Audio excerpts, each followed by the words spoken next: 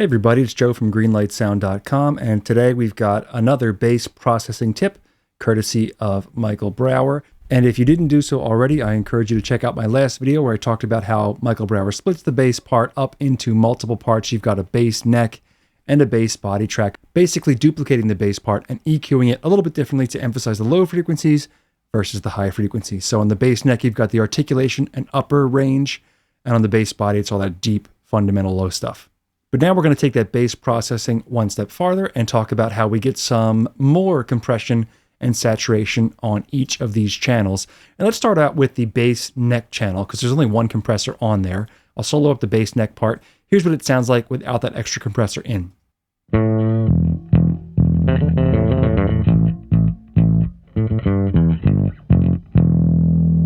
And the compressor that Michael Brauer is using on this bass neck channel is the RS-124 from Waves, an old Abbey Road Studios all-tech compressor.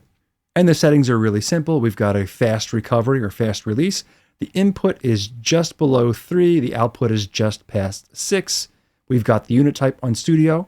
The side chain filter is in at about 95 hertz or so, and mix knobs down just a bit to about 75%. It's very subtle compression when it's in, but it does add some nice control to that neck part. So here it is bypassed again.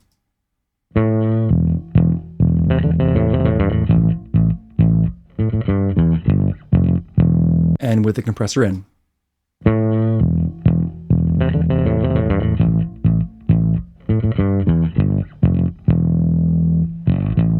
So it's really clamping down on the transients happening. I'll bypass it on and off as it plays.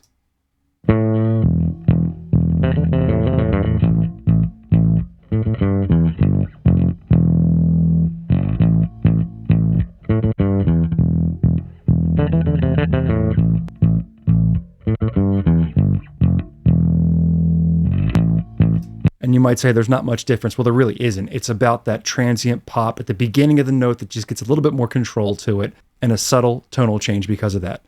Now let's jump over to the bass body track. And here we've got a little bit of extra EQ, compression, and saturation. We've got the Avalon VT737SP from Universal Audio. This is great on vocals, but also great on bass. And we've got the black box analog design from Brainworks, the HG2, for saturation. Let's first listen to the bass body track without either of these plugins engaged.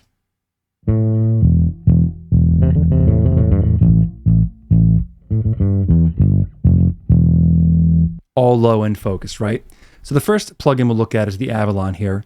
I'll engage it first of all, and we've got our preamp gain just above the 0 mark here. Input is on line. We've got our high pass off. For our compression here, we've got the threshold set between 2 and 5, compression between 3 and 4. The attack is toward the faster side of things. The release is as well. You can see where those two knobs are set. Our compression is in. We've got a little bit of low-end EQ happening as well. A little bump at 60 hertz, another slight little bump at 100 hertz, and somewhere between 500 and 1,000 hertz here, about 750 or so. We've got a little bit more significant bump, all low-end emphasis here. So with the Avalon bypassed, again, here's the sound. And with the Avalon in, here's the sound.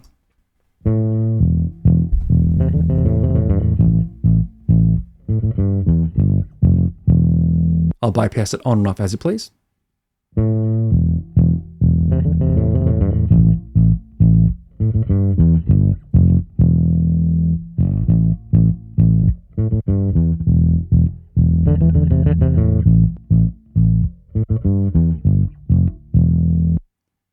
For lack of a better word, the best word to describe this would be focused. It really just reins in that bottom end and gives a little bit more fullness to the sound with a little bit more dynamic control as well. Now let's add the black box HG2 to this. The settings are pretty easy here. We've got our saturation pushed up pretty high with the alternate tube setting. Pentode pulled back a little bit, triode straight up and down. No air is in, and the output pulled back a little bit for some level matching. Let's start with it off. And now we'll put it in. It's very subtle.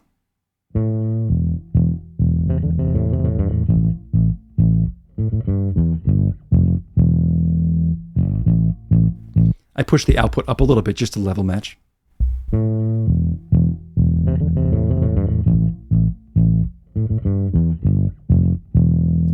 bypassed on and off. Here it goes.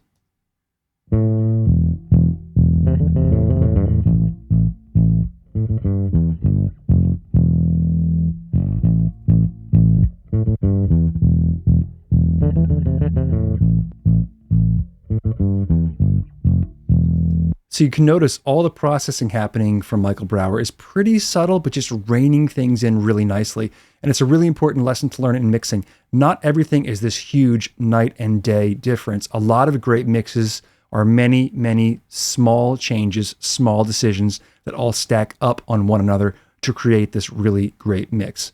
So now let's put these two bass parts together. We've got the bass body and the bass neck in together, and our total bass part with that RS-24 compressor on the neck channel, the Avalon and Black Box on this channel creates this sound.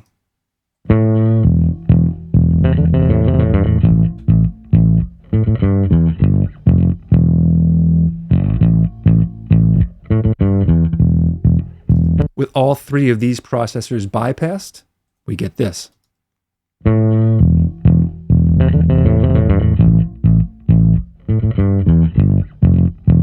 So it's louder, but it's also a little bit out of control. And we rein it in and focus that bass part with these three processors back in.